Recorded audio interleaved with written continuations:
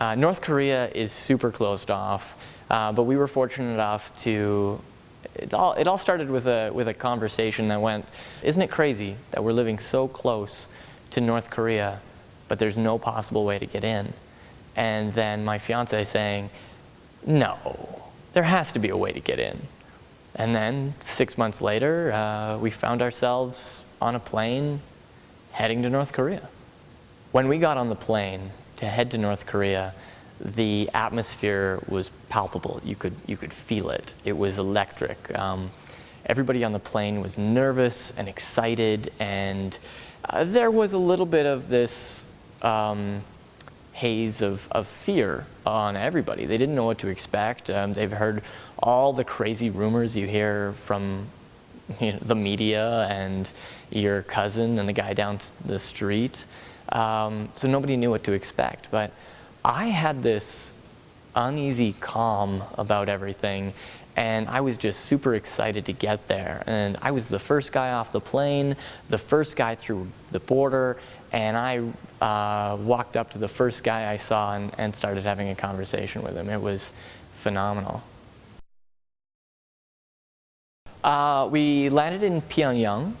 I'm sorry if I butchered the pronunciation of that, but my Korean is not so good. Which is the capital city. And we got to see a ton while we were there. A bunch of different landmarks, statues of the leaders, former and present, monuments to their society. Pretty much, you get to see exactly what they want you to see, which is in itself a very interesting experience. Unfortunately, they can't hide it all from you. You're on a bus, you're driving through the countryside, you're seeing farmers and regular people as you pass by. At one point, they were holding a children's festival in a city that we were passing by. And so they had hundreds of thousands of kids lining the street. That number is probably exaggerated, but just an immense number of kids lining the street to welcome kids from another city. And as we passed by, we hung out the bus and we started giving chocolate and candy to these kids as we drove past. And it felt like all these kids were there just to see us. But it was completely by coincidence. So as much as they try to hide what the real North Korea is, it's there still. If you want to book the trip, go to www.youngpioneertours.com, click on DPRK Tours, and go down to the parkour tour happening July 28th. From Beijing and back to Beijing, it goes from July 28th to August 5th. So we've got a 7-day tour. The last leg of it is actually happening in Beijing. We get to go to an abandoned amusement park, which is very, very cool, all around Beijing, some major sites. It's going to be a wicked time. Taking photos in North Korea is not a problem at all. I have about 2,500 from my 5-day trip. We took photos of every monument, the statues of the leaders, Kim Il-sung's birthplace, of the tour guides, of our groups. I have a picture with my arms around a soldier at the DMZ.